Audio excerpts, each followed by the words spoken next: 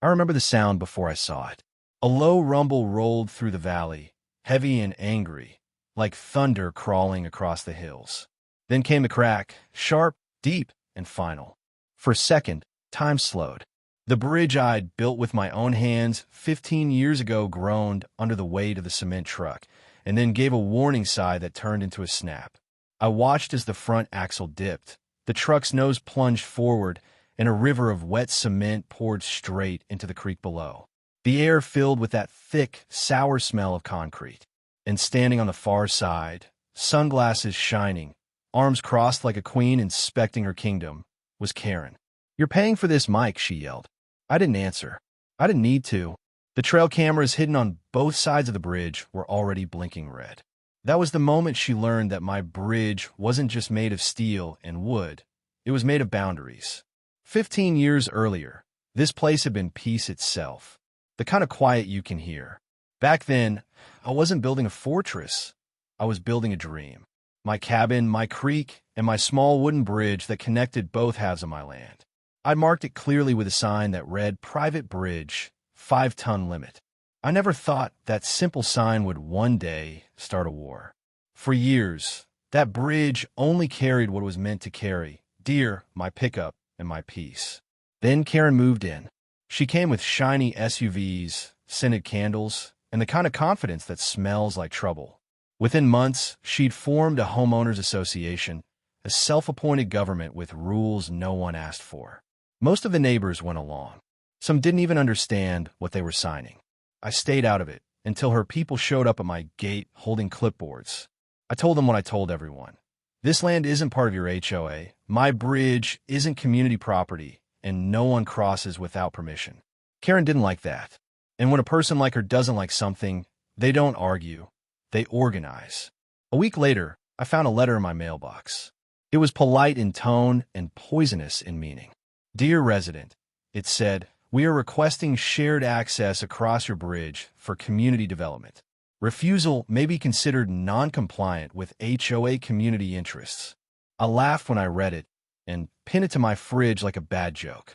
But that joke got serious the next morning when I woke up to the sound of engines. Not cars, cement trucks. They were crossing my bridge, one after another, ignoring my sign like it was invisible. I ran outside yelling, waving my arms, but they didn't stop. The boards groaned under the weight.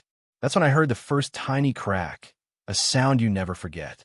That evening, Karen arrived in her white SUV, clipboard in hand, and that smirk that made you feel like you'd already lost. "Mike," she said, "we've decided this bridge is part of the community easement. We're building a tennis complex, and this is the only access." I pulled out my property survey papers and pointed at the lines that clearly marked the bridge within my land. She laughed and said, "Oh, we can fix that. Maps can be redrawn." That was the moment I realized this wasn't a misunderstanding. It was an invasion. The next morning, I put up a heavy chain across the entrance and a fresh sign that read, "No trespassing. Weight limit enforced." By noon, the chain was cut, the sign was gone, and a bright yellow notice was taped to my gate. It read, "HOA violation notice. Unauthorized obstruction of community roadway. $500 fine." I stared at it and felt something colder than anger settle inside me. I started documenting everything. Photos, videos, dates, times, every violation, every truck. I knew emotion wouldn't win this battle. Evidence would. A few days later, the bridge gave me a warning. A loud pop echoed across the valley as another cement truck crossed. When I checked, one of the main planks had split clean through.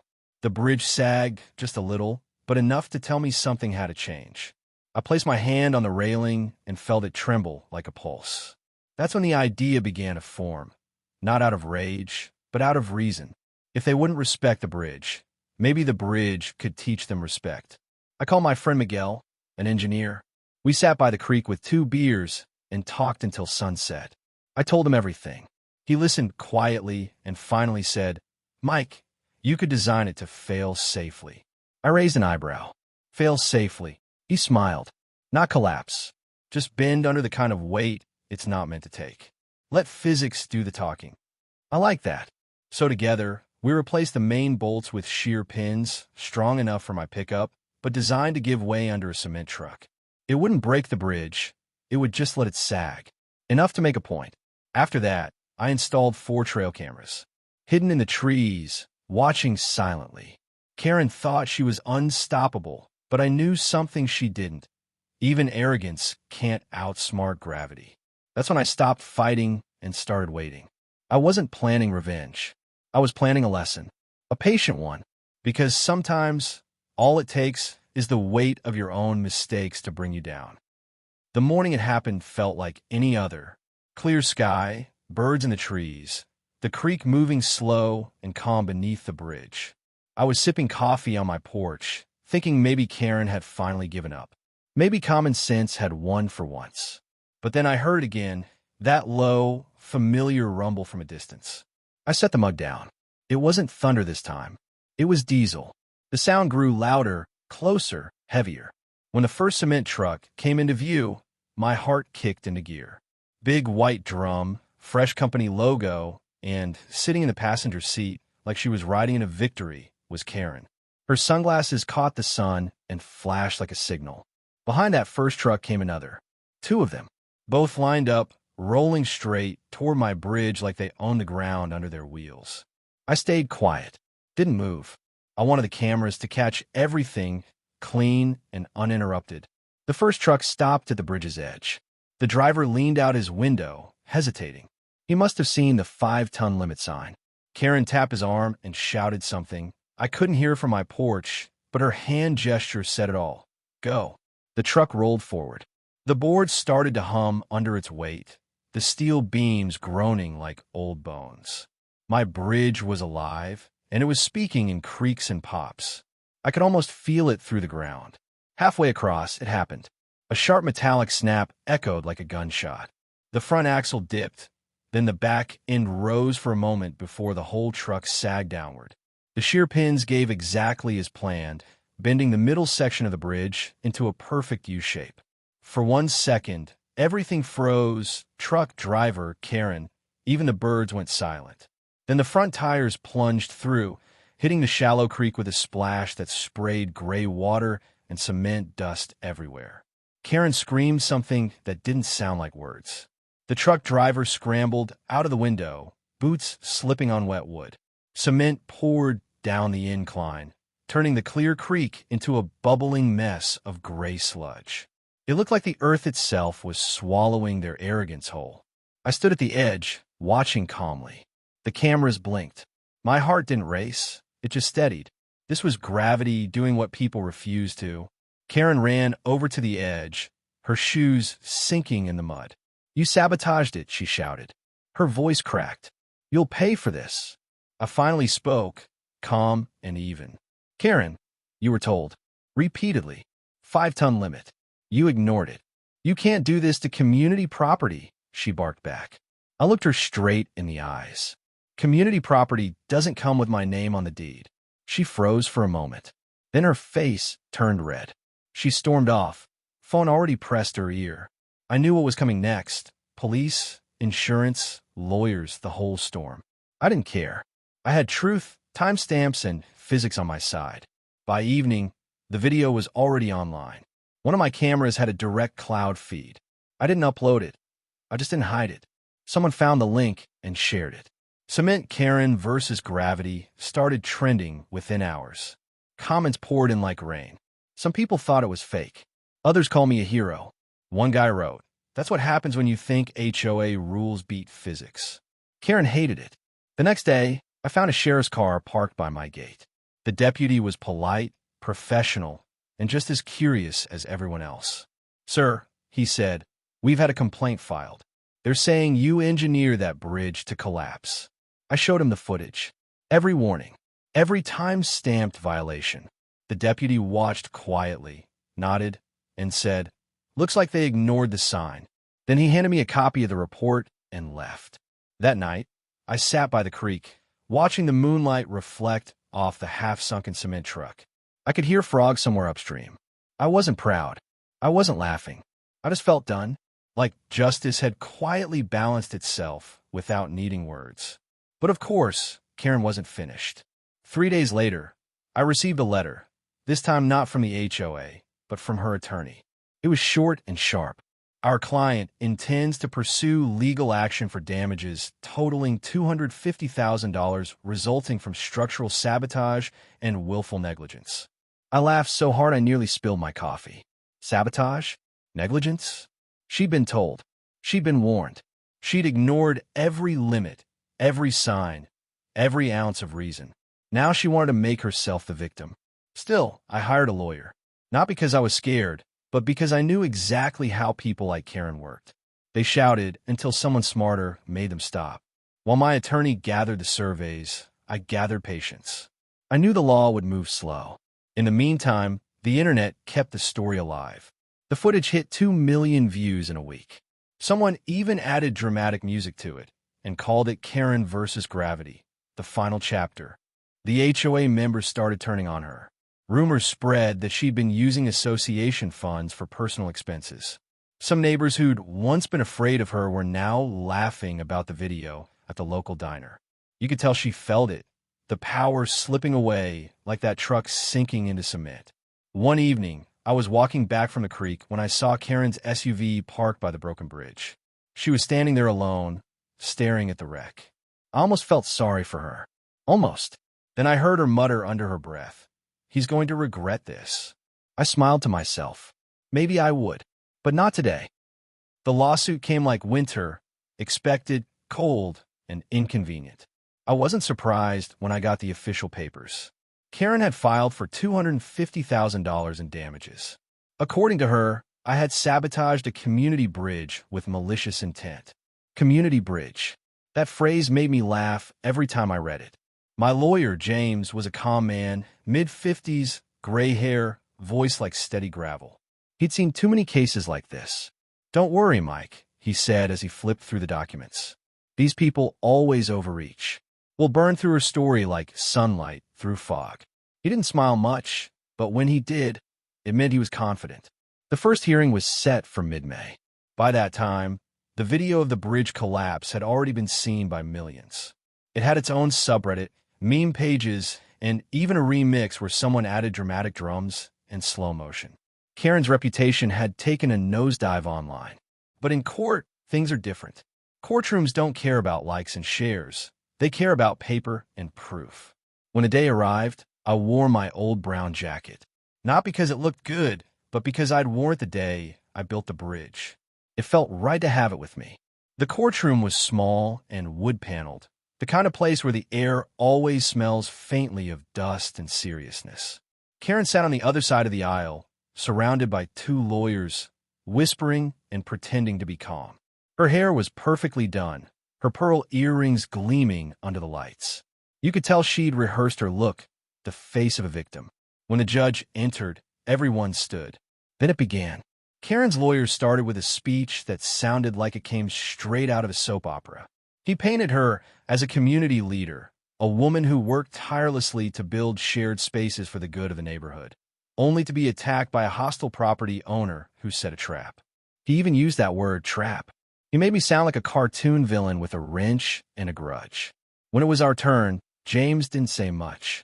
He just nodded to the clerk and had the first exhibit queued up, a 30-second clip from one of my cameras. The courtroom went silent as the video started. There was the bridge, the sign, the trucks, the slow-motion sag, and there was Karen, right in the shot, waving the driver forward. For a few seconds, you could hear nothing but the hum of the TV. Then the snap, that same sound I still heard in my head sometimes. Karen's lawyer shifted in his seat. The judge leaned forward. James said quietly, "Your Honor, this footage was recorded on Mr. Mike's private property, with posted warnings and legal signage. The bridge was rated for 5 tons. The vehicle weighed over 20. We have engineering documentation to verify that." He paused, letting it sink in. "Furthermore," he continued, "we have property surveys dating back 15 years, showing the bridge lies entirely within his boundary lines, not a community easement." He placed the surveys on the table. Crisp, official, stamped. Karen's face went pale. She whispered something to her lawyer, but he didn't look up. The judge examined the papers, then asked, Mrs. Anderson, did your HOA ever obtain legal rights to this property or bridge? Her lawyer stood up, fumbling through a binder. Your Honor, we have an updated HOA map showing the area as shared access. The judge raised an eyebrow. Updated by whom? That was the moment everything turned. James walked up, holding the updated map we'd received during discovery. It had been altered slightly but clearly. The boundary lines were redrawn, the ink inconsistent with the rest of the document. Your Honor, he said, this map was falsified. A murmur spread through the courtroom. Karen froze. Her hands trembled as she reached for her water bottle. The judge took off his glasses. Mrs. Anderson, are you aware that falsifying HOA records for financial or legal gain is a criminal offense in this state? Karen tried to speak, but her voice cracked. It must have been a mistake. I just wanted to. The judge cut her off. You wanted access to something that wasn't yours. James turned back to the judge. Your Honor, my client built and maintained that bridge for 15 years, entirely at his own expense. He repeatedly warned the HOA. He documented every violation. What happened was not sabotage. It was a predictable structural failure caused by reckless misuse. The judge leaned back, silent for a long moment, then said the words I'll never forget. Case dismissed. With prejudice.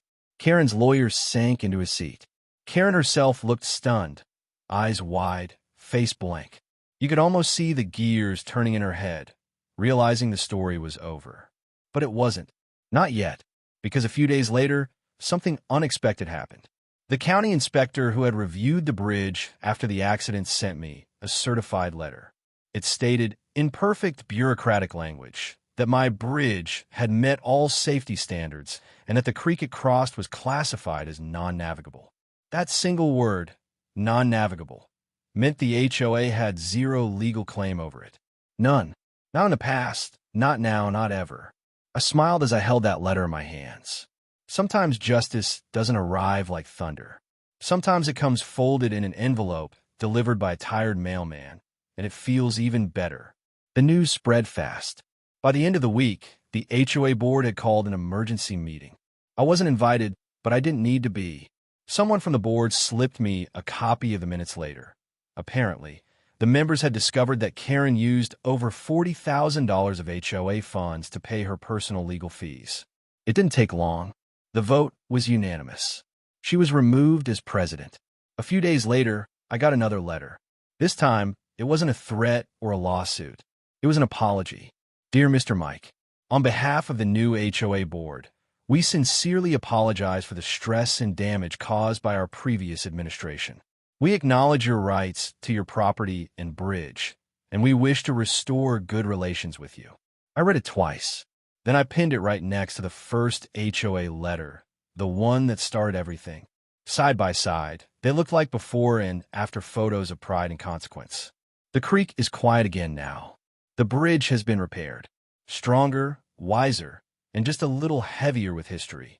Sometimes I walk across it at dusk and think about how close arrogance came to destroying peace. And every time the boards creak beneath my boots, I'm reminded that respect isn't something you demand with rules. It's something you earn by boundaries. After the court verdict, I thought life would go back to normal. I really did. I thought I'd go back to quiet mornings, coffee on the porch, maybe some fishing at the creek. But that's not how life works when you've accidentally become a local legend.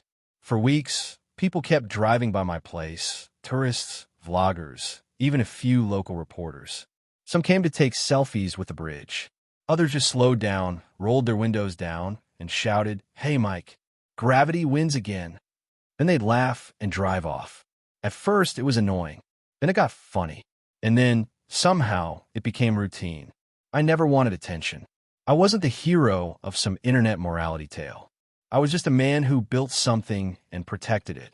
But in a world that loves drama, the story of Cement Karen had all the ingredients: pride, karma, and a splash of cement for flavor. The video didn't just go viral, it went international. Someone in Germany added subtitles and called it the Bridge of Justice. A guy in Texas made a country song about it. My nephew sent me a TikTok where an AI voice narrated the whole story with dramatic pauses and fake thunder sounds. I watched it and laughed till my ribs hurt. Still, behind all the noise, I could feel something heavier, the quiet satisfaction that the truth had survived. Karen, though, she didn't take it well.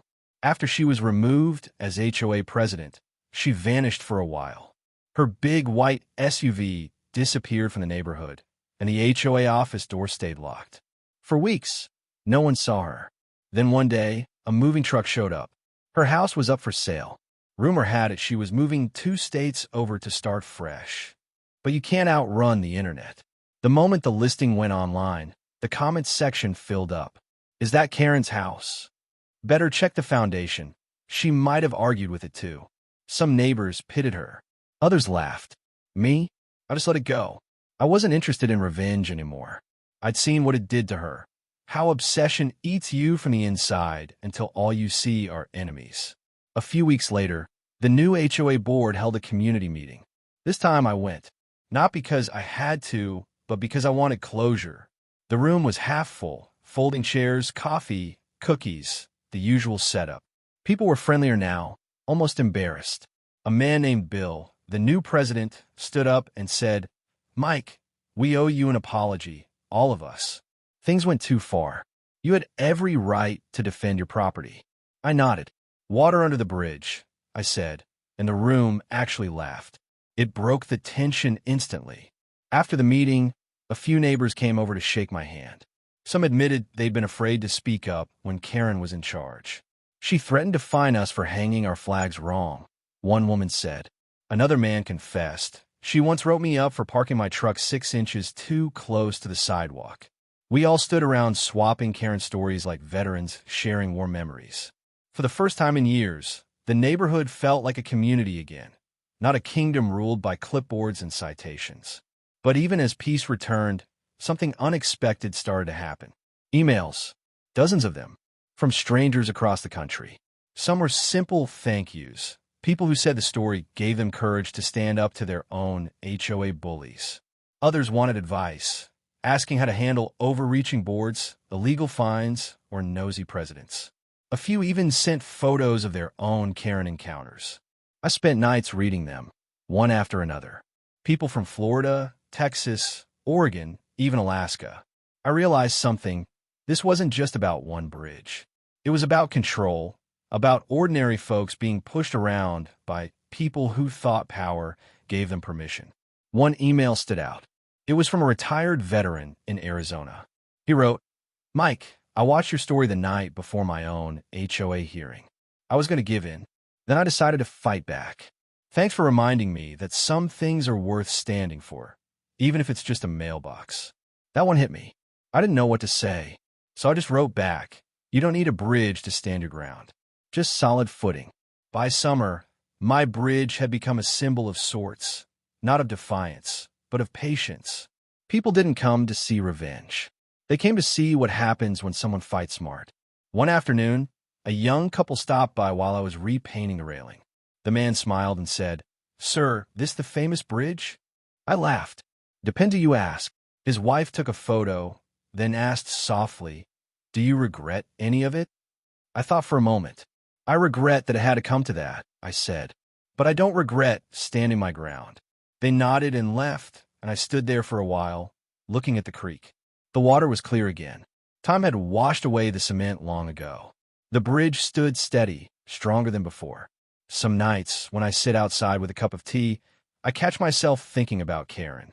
I wonder if she ever understood what really broke, the bridge or her pride. Maybe both. I don't hate her. I never did.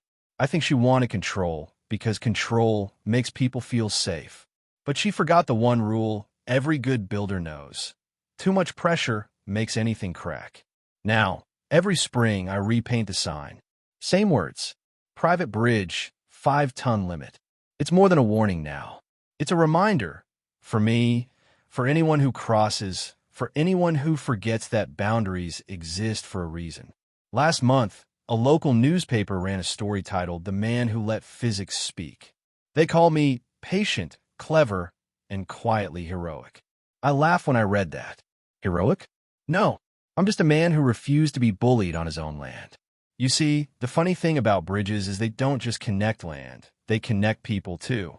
And sometimes, when one breaks, it forces everyone to see what's really underneath. Now the neighborhood waves when I drive by. Some even stop to chat. The tension's gone. Peace has a sound, and it's the creak of old wood under steady boots. As I look back now, I realize that day by the creek, the day gravity took sides, wasn't about revenge at all. It was about balance, about proof that patience can outlast pride. And if there's one thing I've learned from all of this, it's simple. You don't need to fight loud to win. Sometimes you just need to build something strong, stand back, and let time, or a cement truck, prove your point. It's been 2 years now since that day, the day the bridge broke and everything changed. Sometimes when I walk down the path toward the creek, I still hear that old echo in my mind, the crack, the splash, the shouting. But it's softer now, like a dream you've seen too many times to fear anymore. I don't feel anger. I don't even feel victory. I just feel peace. The bridge stands there again, stronger, wider, wiser. The boards are new, the railings smooth. Miguel and I rebuilt it slowly, 1 week at a time, never rushing. We didn't talk much while working. We didn't need to. Some things don't require words. When I run my hand over the wood now, it feels warm in the sun. The grain runs like wrinkles on an old face, marks of what it survived. I sometimes imagine the bridge whispering back to me, "We made it." Every nail, every beam carries a memory. The sound of Karen yelling, the cameras clicking, the weight of those trucks. And somewhere between all that noise, there's a lesson that took me years to understand. Not every battle is about winning. Some are about proving that peace can't exist without boundaries. After the lawsuit ended, the town quieted down. Reporters stopped calling. The memes faded. The hashtag Cement Karen died off like every internet story does, replaced by something newer, louder, more ridiculous. But I stayed. The creek stayed. And life, in its slow and steady rhythm, began to hum again. It's funny how silence can teach you more than noise ever will. I've had a lot of time to think since then. About people, about pride, about why some folks feel the need to control what isn't theirs. I've realized that power, the kind that comes from titles or committees, it's fragile. It disappears the moment truth shows up. Karen's gone now. Moved somewhere out west, last I heard. Sold her house, left behind her legacy of rules and fines. Sometimes I think about writing her a letter, not to gloat, not to reopen wounds, but just to say that I forgive her. Not because she deserves it, but because carrying hate is like dragging cement. It hardens around you if you hold it too long.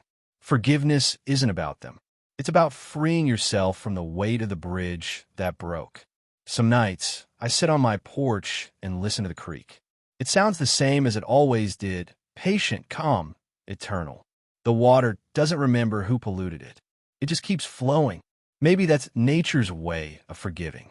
Neighbors still stop by sometimes. They ask about the bridge, about the lawsuit, about how it felt to face an entire board alone. I always smile and tell them the truth, that it wasn't courage. It was stubbornness mixed with patience. Courage sounds noble. Stubbornness sounds human. But in the end, they both get you across the same river. One neighbor, old Mrs. Thompson, told me once, "You did what we all wanted to do for years, Mike. You stood up to her." I told her I didn't stand up to her. I stood up for something, for what was mine, for what was fair, for what was right. There's a difference. One starts a fight, the other ends it. That's something I wish more people understood. I watched too many good folks back down just to keep peace. But peace without respect isn't peace. It's surrender with a smile. When I rebuilt the bridge, I didn't change the sign. It still reads, "Private Bridge, 5-ton limit." I left it that way on purpose. It's more than a rule now. It's a reminder that even strong things have limits, and those limits are what keep them standing. Every week, I wipe the dust off that sign, and every time, I whisper a quiet promise to myself. Never let anyone cross who refuses to see the weight they carry. The seasons have rolled by since then. Winters are gentler now, or maybe I've just grown older and softer. The trees lean a little closer over the water. The grass grows thicker near the banks. Life moves on, and somehow I do too. Sometimes I walk across the bridge at night just to listen. The wood creaks under my boots, steady and sure. The moonlight glimmers on the railings, painting silver lines across the boards. It's beautiful, peaceful in a way that's hard to describe. And when I reach the middle, I stop. Always the same spot, the place where the truck went down. I stand there and look at the reflection in the creek. It's me, older now, maybe a little wiser. But behind me, I see something else too, the man I used to be. The one who built this bridge for peace and had to defend it through chaos. I nod to him quietly like two versions of myself saying, we did all right. Sometimes I bring my notebook and write. Not for anyone else, just for me. Small thoughts, lessons I don't want to forget. Things like, don't confuse silence with weakness. Don't confuse rules with respect. And never underestimate the strength of someone who builds, not destroys. Those lines keep me grounded. Because life has a way of testing you when you least expect it. I still get letters sometimes. Strangers who found my story online. One man from Ohio wrote that he played my story for his whole family at dinner. Said it reminded him that honesty doesn't need an audience. It just needs evidence. Another woman from Maine said she finally stood up to her HOA about a fake fine. She ended her letter with, "You gave me courage, Mike. Thank you." I read those words, and I feel small again. Small in a good way, like a man who did one decent thing that somehow rippled further than he ever planned. People think the bridge story was about revenge. It wasn't. It was about balance. About giving the world back its center when someone tilts it too far. There was a time I used to believe that doing the right thing meant you had to win. Now I know better.